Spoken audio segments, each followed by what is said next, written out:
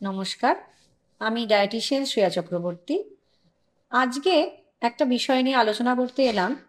আপনারা তো বিভিন্ন রকমের ডায়েট শুনছেন, যেরকম ডায়াবেটিক ডায়েট, হাইপার টেনশনের কম করার ডায়েট, তারপরে হচ্ছে কোলেস্ট্রল কম করার ডায়েট, আবার weight gain, weight loss diet.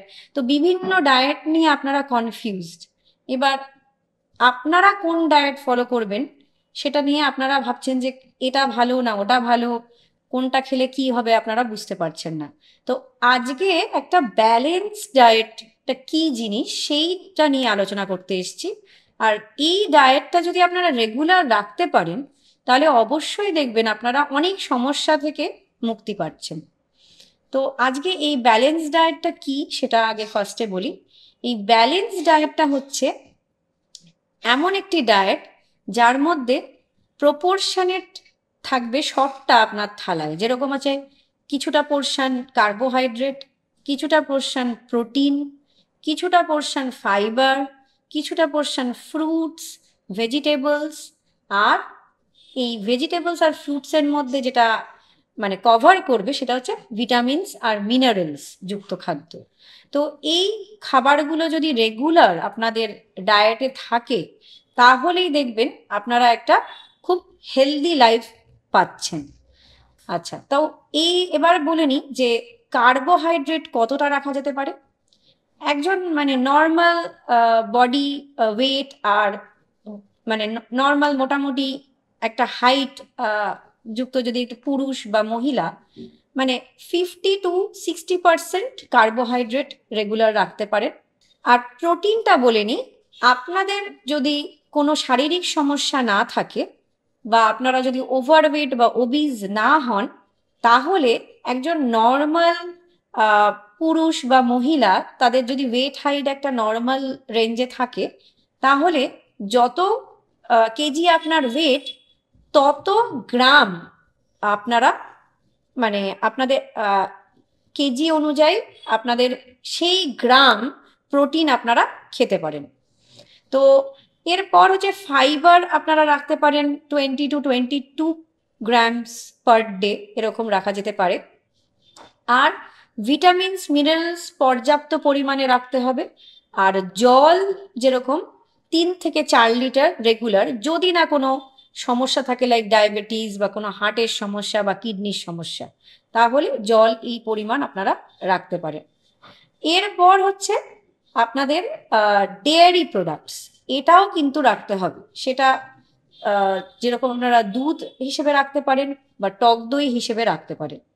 আর এরপর হচ্ছে এবার আমি একটা মেনু প্ল্যান টাইপের বলবো। সেটা হচ্ছে ধরুন আপনারা ভাত নিলেন, এবার ভাতের সাথে ডাল রাখতেই হবে অবশ্যই, কারণ দেখা গেছে এটা হচ্ছে একদম পারফেক্ট আইডিয়াল ব্যালেন্সড ডায়েট। কারণ ভাতের মধ্যে এমন কিছু অ্যামিনো অ্যাসিড আছে যেরকম মিথিওনিন আর সিস্টিন, যেটা ডালের মধ্যে থাকে না। আবার ডালের মধ্যে এমন কিছু অ্যামিনো অ্যাসিড থাকে যেরকম লাইসিন, সেটা আবার ভাতের মধ্যে থাকে না।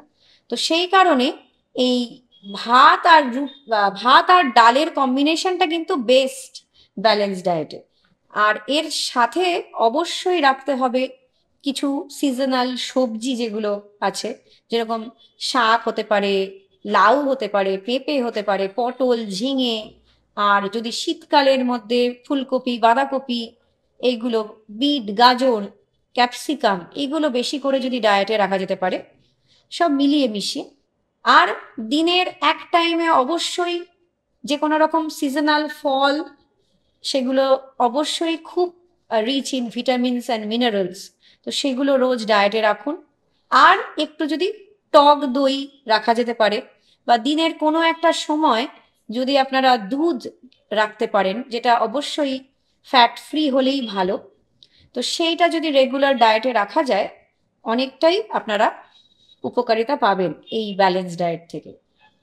আর দিনে এটাও বলে রাখি যে 4 থেকে 5 বার আপনারা ফল বা সবজি খেতে পারবেন। তো সেই জন্যে এটা কিন্তু একদম আইডিয়াল একটা ব্যালেন্স ডায়েটের জন্য। আর এরপর হচ্ছে একটু যদি নাটস রাখা যেতে পারে বা যে কোনো রকম সিডস, যেরকম আজকাল খুবই ফেমাস হচ্ছে chia seed, flakes seed, pumpkin seed, এগুলোও কিন্তু রিচ ইন মিনারেলস।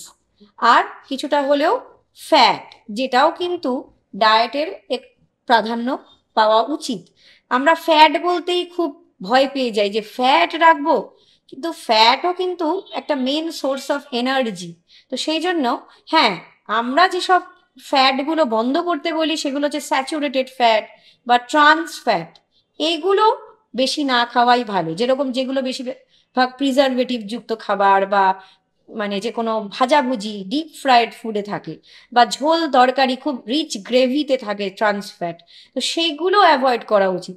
কিন্তু ফ্যাট কেন অ্যাভয়েড করবেন? রেগুলার যে মাছ ভেজে খাওয়া হয় বা যেগুলো আমাদের রান্নার সময় যে তেল দরকার হয়, রেগুলার যদি 30 ml মতন আপনারা তেলের ইউজেজ করেন রান্নাতে, তাহলে সেটা তো কোনো ক্ষতিকারক নয়, সেটা অবশ্যই ডায়েটে রাখা যেতে পারে। আর ফ্যাট অবশ্যই দরকার, কারণ এটা একটা এনার্জি সোর্স আমাদের ডায়েটে, যেরকম কার্বোহাইড্রেট একটা এনার্জি সোর্স। আর এই প্রোটিন অবশ্যই রাখা উচিত, কারণ এই প্রোটিন তো আমাদের শরীরের যে মাসেল সেগুলোকে ডেভেলপ করতে সাহায্য করে। তো সেই জন্য অবশ্যই প্রোটিনও ডায়েটে রাখা উচিত। আর যেটা হচ্ছে প্রোটিনের মধ্যেই যেটা বলে রাখি, পোলট্রি মিট, যেরকম চিকেন অথবা এগ আর ফিশ। ফিশ তো প্রচণ্ড good for omega 3 fatty acid, তো সেটাকে রেগুলার ডায়েটে রাখতে পারেন।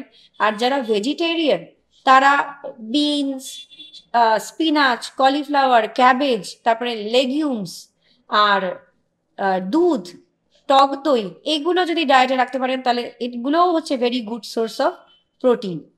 আর এইভাবে যদি রেগুলার ডায়েটটাকে সাজাতে পারেন আর প্রত্যেকটা মিলে যদি পর্যাপ্ত পরিমাণে কার্বোহাইড্রেট, প্রোটিন আর ভিটামিনস, মিনারেলস থাকে, তো একটা সুন্দর ব্যালেন্স ডায়েটে আপনাদের দিনটা পুরো ফুলফিল থাকবে। আর দেখবেন অনেক সমস্যার আপনারা সমাধান করতে পারছেন যেগুলো হেলথ রিলেটেড। আর যদি এই ব্যালেন্স ডায়েটের সাথে সাথে আপনারা যদি রেগুলার একটু এক্সারসাইজ করতে পারেন, নর্মাল হাঁটা 30 মিনিট মতন 5 থেকে 6 দিন উইকলি, দেখবেন একটা সুন্দর লাইফস্টাইল হচ্ছে। আর দেখবেন অনেক health condition like hyper tension, তারপরে ব্যাড কোলেস্ট্রল হিস্ট্রি বা ফ্যাটি লিভার বা ডায়াবেটিস বা যে কোনো যেরকম ওবিসিটি বা ওভারওয়েটের সমস্যা, আপনারা অনেকটাই ওগুলো থেকে মুক্তি পেতে পারবেন। তো নমস্কার।